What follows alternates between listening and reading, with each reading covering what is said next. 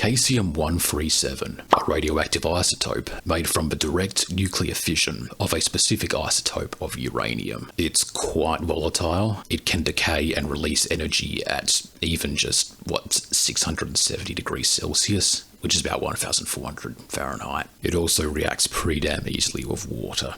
If it comes into contact with water, it can create caesium hydroxide. If you want to know just how volatile and easy it is for caesium-137 to trigger nuclear decay and rapidly expand all of its radioactive energy, just take a look at what happened to the Chernobyl power plant in 1987, and hopefully not 2023 and beyond, now that Putin's moved in and has called Chernobyl his own personal home. So basically, if you're ever transporting caesium-137, it's a good idea to not lose it, especially when its radioactive compounds have already been activated and it's just hiding in a capsule. Well, guess what the Rio Tinto Mining Corp did?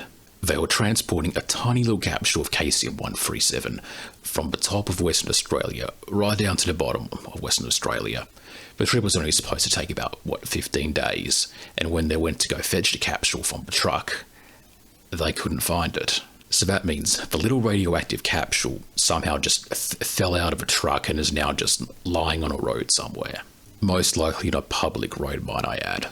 The same sort of road that all trucks and cars take to get from one area of Western Australia to the other, and there's probably only one road that does that. Now, considering how radioactive caesium-137 is, why is it still being made? Well, it's one of the most useful materials known to man to conduct industrial radiography. This is a form of testing done on any kind of industrial equipment by radiation to detect any kind of material defect in, say, like the steel used in some kind of huge industrial machine. That's at least what Rio Tinto are using it for. On industrial machines, maybe on specimens like, rubies or emeralds they dig up. Industrial radiography is also used to detect the quality in food. It's safe as long as not too much of the caesium-137 gets into contact with, the machines or the food. But a specimen of caesium-137 left on its own, even in just this tiny little 6 by 8mm capsule, when it's been activated either by boiling it or just like dunking in water, it's releasing huge amounts of radioactive energy up into the air. Even if a little specimen wasn't activated when transporting the truck, if it's lying on asphalt somewhere, Western Australia's famous hot summer sun can easily cook it up, or if it rains a little, it comes into contact with caesium-137, you got radiation. So here's a little timeline of the delivery. On the 11th of January, in, Australian time, the truck containing the capsule left a mine owned by Rio Tinto, which was near Newman in Western Australia. On the 16th of January, the box that was meant to contain the capsule arrived in Perth, which is Western Australia's capital. On the 25th of January, the box was opened just to check if the capsule of caesium-137 was, still there. And they found out that it wasn't. People inspecting the box that was supposed to store the capsule was missing a bolt, and that the little capsule of caesium-137 must have jiggled and vibrated around inside the box and must have fallen through the hole that the missing bolt created. So somewhere on this road, outlined on this map here, there's a little capsule of highly radioactive material just laying around. Even if you're just standing within a meter of this tiny little capsule, the amount of radioactive energy that it expels is the equivalent of receiving 10 X-rays in an hour. You've received X-rays before, right? They're no big deal. Yeah, well, getting 10 of them in the exact same spot within an hour would definitely burn your skin. And that's just from the first few, seconds of walking even close to this damn capsule. Standing near it, even just for a few seconds, would also elevate your risk of cancer by a lot, especially in the pancreas.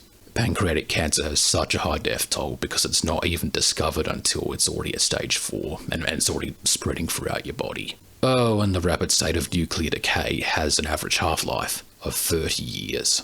Now, how exactly do you find a 6 by 8mm little capsule on a road that covers over 1,000 kilometers? If you're looking at me, I don't know the answer. Sorry to break it to you. and neither does the Western Australian Police or the Departments of Fire and Emergency Services. Andy Robertson, Western Australia's Chief Health Officer, admits that the capsule may possibly never be found. How are you going to find it? Use more radiation, I guess? Yeah, there's a reason why industrial radiography machines are like coated in lead and only turned on sparingly. It's so you don't spread radioactive material everywhere. So what are they going to do?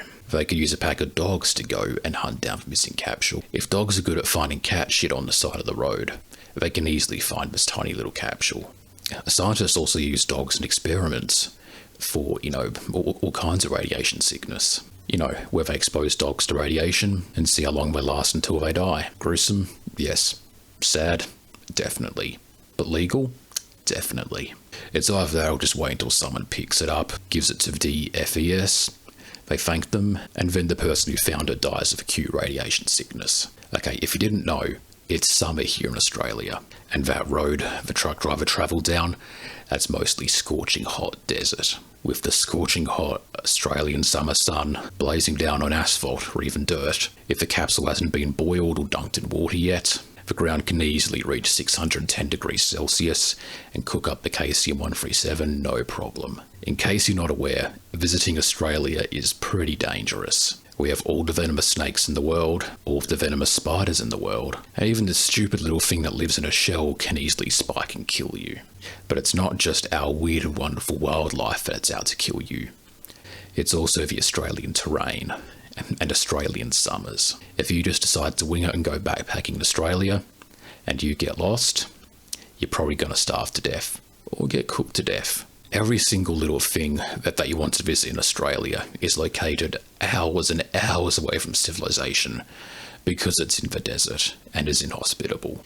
And if getting lost in the desert, bitten by a snake, bitten by a spider, bitten by a rock, or all the serial killing hikers don't deter you, that famous road that connects Newman to Perth is also radioactive. So with these trying times out in the world, with the brink of global recession around the corner and World War III, come down to Western Australia. It won't be quick and painless, but your life will surely end here. After all, you don't have to worry about a global recession or World War III if you're already dead.